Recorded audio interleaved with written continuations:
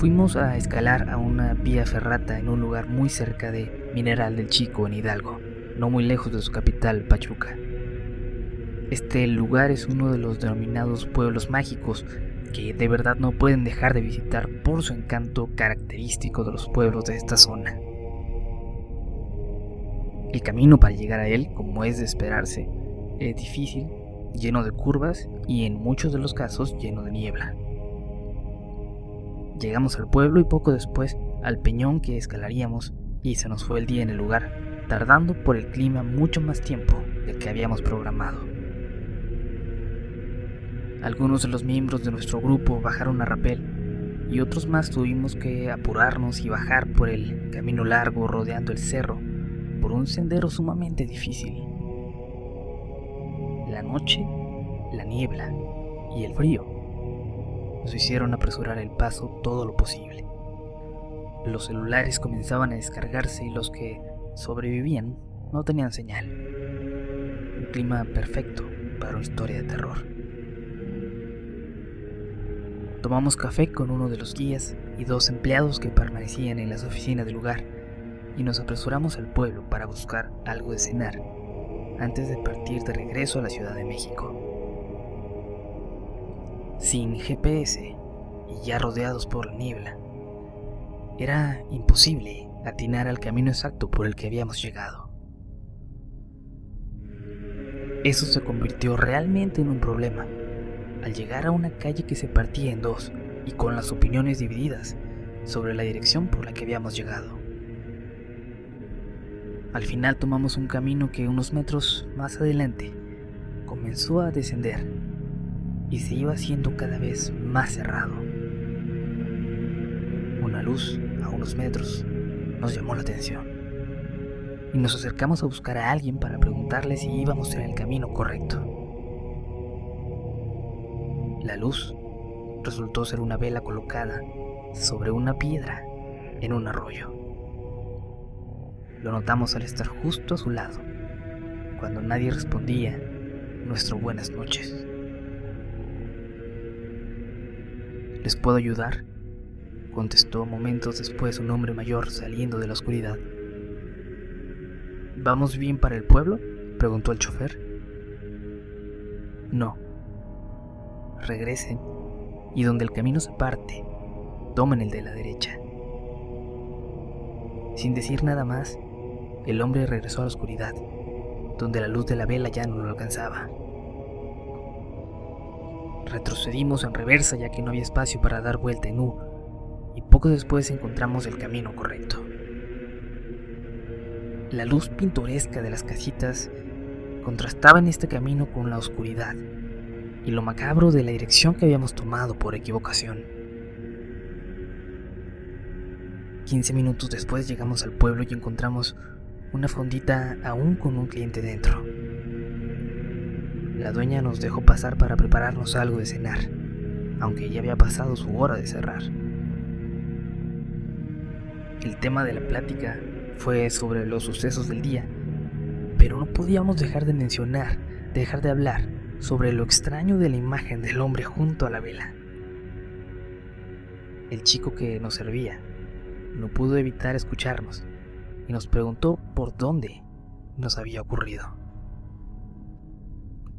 Cuando le dijimos, su semblante se volvió más serio y nos dijo de la forma más formal que por esa zona, de hecho, suelen aparecerse personas que hace mucho que dejaron de estar vivos. Le pedimos que nos contara por qué lo decía y se apuró a servirnos. Después tomó una silla de la mesa de al lado y nos dijo que lo que él podía contarnos, a pesar de saber muchas historias, era lo que había experimentado él. Por lo que él calculaba y por el detalle del arroyo, esto habría ocurrido muy probablemente en el mismo lugar por donde nosotros nos habíamos perdido minutos antes, o por lo menos bastante cerca.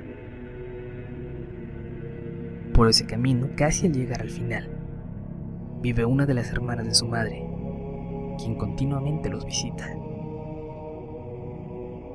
En alguna ocasión hace tiempo, ella había olvidado medicamentos para la diabetes en su casa y su madre, al darse cuenta, los mandó a él y a su hermano menor a llevárselos a su tía, pues los necesitaba sin falta.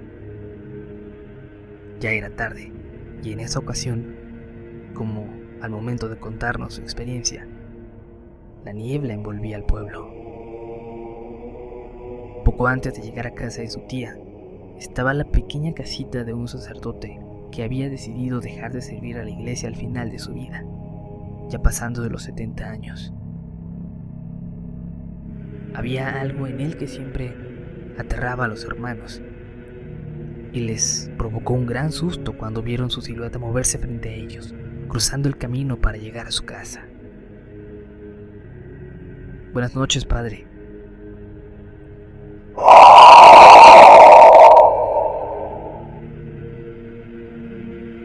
Un suspiro surgió de la oscuridad.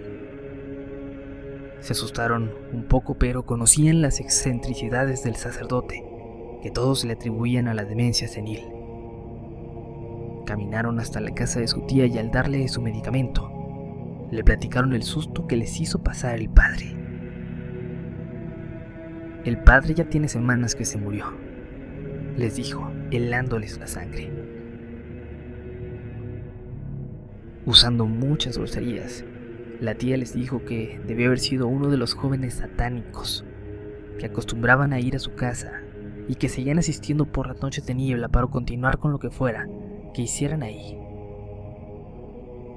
Al mal paso darle prisa, pensaron los dos hermanos, y se despidieron de su tía para correr hasta su casa antes de que se hiciera aún más tarde. Por precaución o por curiosidad, dejaron de correr cuando se aproximaban a la casa del padre.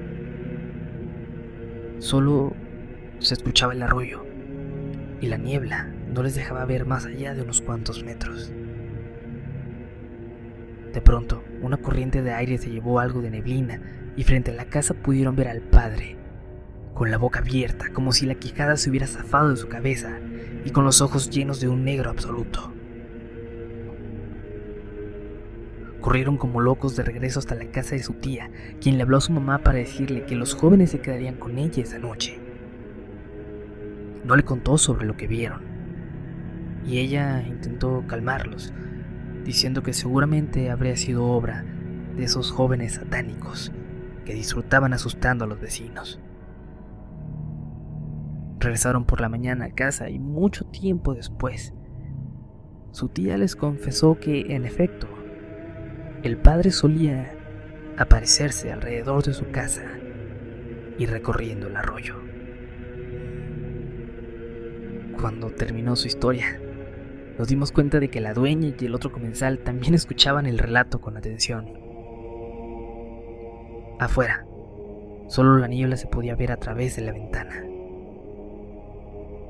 Nos apresuramos a cenar y nos despedimos.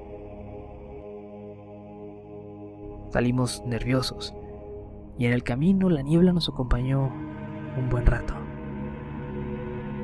No sé si era solo yo, pero tenía la sensación de que algo nos observaba a través de ella.